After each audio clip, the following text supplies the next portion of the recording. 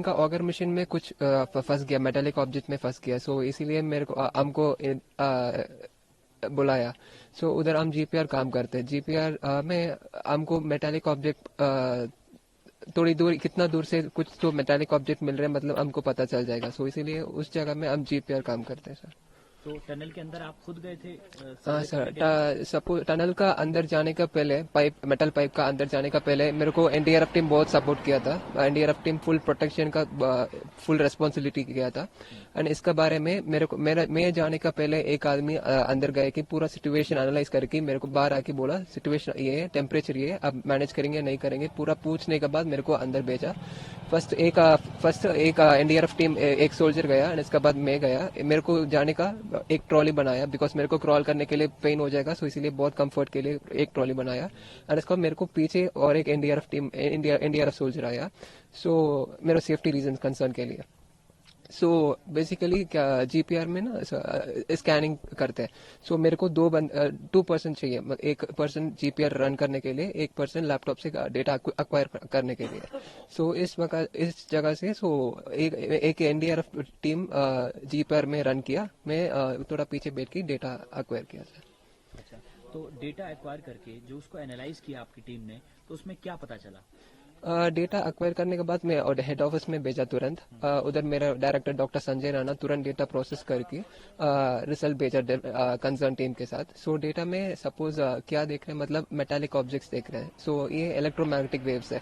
Suppose electromagnetic waves क्या होगा, मतलब मेटल में हिट होगा, मतलब रिफ्लेक्शन ज्यादा आ जाएगा, बिकॉज कॉन्ट्रास्ट ज्यादा है। मिट्टी एंड लोहे का कॉन्ट्रास्ट बहुत ज्यादा है। सो इसीलिए क्या हो जाएगा, मतलब वेव्स में रिफ्लेक्शन ज्यादा आ जाएगा। सो हमारा रिसर्च में हाई रिफ्लेक्शन बहुत कम है। हमको रिफ्लेक्शन आ रहा है और इंटरफेस आ रहा है, बट उस पत्थर से आ रहा है, बट मेटालिक ऑब्जेक्ट्स के नहीं आ रहा है। मतलब हो जाएगा थोड़ा छोटा मोटा मेटालिक ऑब्जेक्ट्स हो जाएगा, बट बहुत बड़ा मेटालिक ऑब्जेक्ट्स भी नहीं है। सो काम 5 मीटर से आराम से हो जाएगा सर, कुछ दिक्कत नहीं है। अच्छा, इसके अलावा आगे क्या दोबारा आप लोग सर्वे करेंगे ऐसे? सपोज कुछ दिक्कत आ रहे हैं, इनको स्मूथ चल रहा है, मतलब इनका हमको हमारा हेल्प इनको नहीं चाहिए।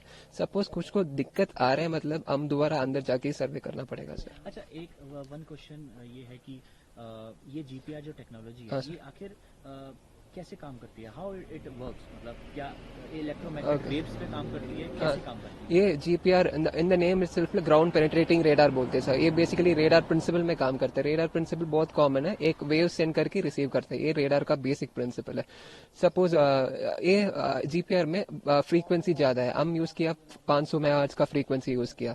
सो इसका थोड़ा डेप्थ का लिमिटेशन होगा। सपोज आप इस और बड़ा फ्रीक्वेंसी 900 मेगाहर्ट्ज और 1000 मेगाहर्ट्ज यूज कर रहा है, मतलब इसका डेप्थ और कम हो जाएगा। सपोज लो फ्रीक्वेंसी यूज कर रहा है, मतलब आपको डेप्थ ज्यादा मिल जाएगा। सपोज हमारा स्टडी क्या है, सो हम क्या देख रहे हैं, सो इसी हिसाब में हम फ्रीक्वेंसी चूज करके हम सर्वे कर रहे हैं सर। बट इस जगह में हम 500 मेगाहर्ट्ज फ्रीक्वेंसी यूज करके हमारा काम किया सर।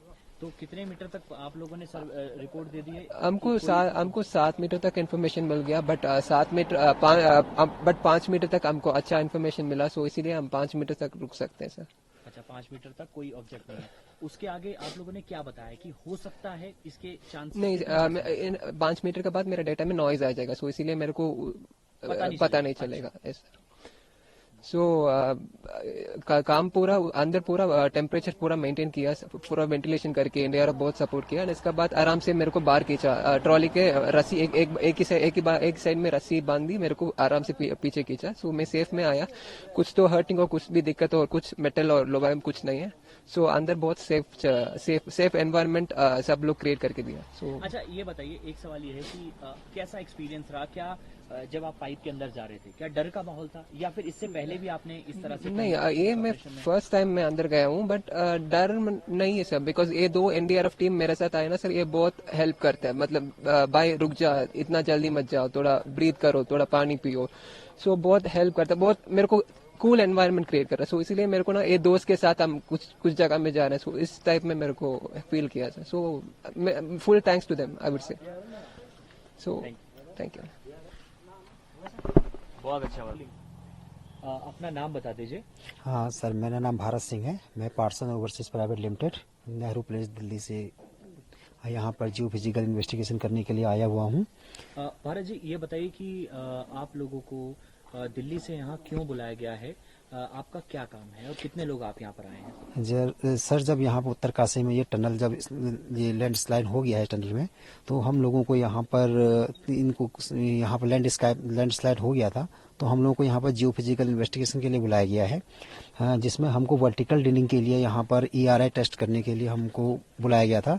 तो हम लोगों ने 320 चैनल्स पे वर्टिकल ड्रिलिंग करने के लिए लोगों ने जगह डिसाइड करी थी। उस जगह पर हमने ERI टेस्टिंग करी थी, तो जिसमें हमको अच्छा रिजल्ट मिला है, जिसमें हमने अलोंग द लाइन एक अक्रॉस द लाइन करी थी, और वो जो भी रिजल्ट बहुत अच्छा आया हुआ है वो हमने ONGC, RVNL other consult company को शेयर किया था। उसके बाद जो वर्टिकल ड्रिलिंग का जो कॉन्सेप्ट था, टिगर मशीन नहीं आने के कारण वो पेंडिंग हो चुका था। तो कल रात को सर एक सडन क्या हुआ था कि मशीन अटक गई थी, तो उसकी वजह से जो इसकी फाउंडेशन थी मशीन में थोड़ा दिक्कत आ चुकी थी। तो फिर हम लोगों की मदद ली गई थी। तो हमारी एक मशीन है GPR, ग्राउंड पेंटेड रडार कहते हैं, उसकी मदद से उस पाइप को ढूंढा था जो उस मशीन में फंस गया था। तो हम लोगों ने टनल के जो पाइप जो हमने डाला हुआ है 800 mm का, उसके अंदर जाके अपना GPR हमने सर्वे किया था। NDRF ने हमारे को इसमें बहुत सारी मदद करी थी। तो ये GPR टेक्नोलॉजी क्या है और आखिर क्या पता लगा आप लोगों को इससे? Sir, GPR technology ground painting radar कहते हैं। इससे हमारे को एक तरीके की ज़मीन की स्कैनिंग मशीन है, जिससे ज़मीन की स्कैनिंग होती है। इसमें हमको जो मेटल ऑब्जेक्ट होते हैं या रॉक है या हार्ड बोल्डर है, ये सब हमको इसमें मालूम होता है जो स्कैनिंग के थ्रू। ये इलेक्ट्रोमैग्नेटिक वेव पे काम करता है सर। तो कल जिस तरह से जो ऑगर मशीन है वो फंस गई थी, उसके बाद जब आपने सर्वे किया तो आपको क्या पता लगा? सर, ऑगर मशीन जब फंस गई थी उसके बाद हम लोग वहाँ टनल के अंदर गए। हम लोगों ने वहाँ पर GPR सर्वे किया, तो हम लोगों को 5 से 7 मीटर तक का जो हमको ये रिजल्ट मिला था, लेकिन जो 5 मीटर तक का रिजल्ट जो हमको जो है हाई रेजोल्यूशन में अच्छा मिला है। तो उसके जो हमने डाटा था, रात को हम 3 बजे के लगभग हमने ये GPR का प्रोसेस जो पूरा किया था। उसके बाद 4 बजे तक हमने ये अपने हेड ऑफिस दिल्ली में भेजा गया, जहाँ से रिपोर्ट उसी टाइम पे विदिन 1 आवर्स में रिपोर्ट आ गई थी। वो रिपोर्ट हमने कंसल्ट टीम को और ये ड्रिलिंग टीम को जो है सेंड करी गई। उसके बिहाफ से उनकी अभी ड्रिलिंग की तैयारी चल रही है। तो उस रिपोर्ट में क्या पता चला है कि कितने मीटर तक ऑब्जेक्ट नहीं है? एक्चुअली उस रिपोर्ट में जो हार्ड कोई मटेरियल है, जो मतलब थोड़ा जो मतलब जिसे कह सकते हैं कि बहुत ही ज़्यादा जो मतलब हार्ड है, वो सब हमें 5 मीटर तक तो नहीं मिला है। बट कुछ जगह पर हमको जैसे कि बोल्डर या थोड़ा बहुत जो आयरन थोड़ी सी रॉड होती है, लेकिन वो हमने जो ड्रिलिंग टीम से उनसे कंसल्ट करके वो उनको कोई मैटर नहीं करती है, वो सब भी मिला है, लेकिन उसका कोई मायने नहीं है। अच्छा, एक सवाल और है कि अब 5 मीटर तक तो आप लोगों ने बता दिया है उनको कि रास्ता क्लियर होगा और ड्रिलिंग जो है आसानी से हो सकेगी, लेकिन इसके आगे क्या आप लोग दोबारा इस तरीके से सर्वे करेंगे? जी सर, अगर 5 मीटर के बाद अगर मशीन प्रॉपरली सही तरीके से टिगर मशीन अगर पूरी ड्रिलिंग कर लेती है, तो हम लोग उसमें सर्वे के लिए नहीं जाएंगे। अगर फिर कोई ऐसा हार्ड ऑब्जेक्ट उस मशीन में आता है या उसको प्रॉब्लम होती है, तो फिर सर हमको सर्वे दोबारा करना पड़ेगा। तो आप लोग स्टैंड बाय पे हैं फिलहाल? हाँ, हम स्टैंड बाय में हैं जब तक रेस्क्यू ऑपरेशन पूरा नहीं चलेगा। जी सर। शुक्रिया। Okay, thank you sir. अपना नाम बता दीजिए। मेरा नाम अजीत पाल है। मैं पर्सन ओवरसीज प्राइवेट लिमिटेड में एज ए सिविल सर्वेयर हूँ। अजीत जी, ये बताइए कि आप लोग यहाँ सर्वे करने आए हैं जी। किस चीज का सर्वे आपने किया है? मैंने यहाँ पर आके जब हमारी कंपनी को पता चला कि वहाँ पर जो है टनल कोलैप्स हो गया है, तो हम लोग यहाँ पर आए हैं, हमारी टीम आई है साथ में।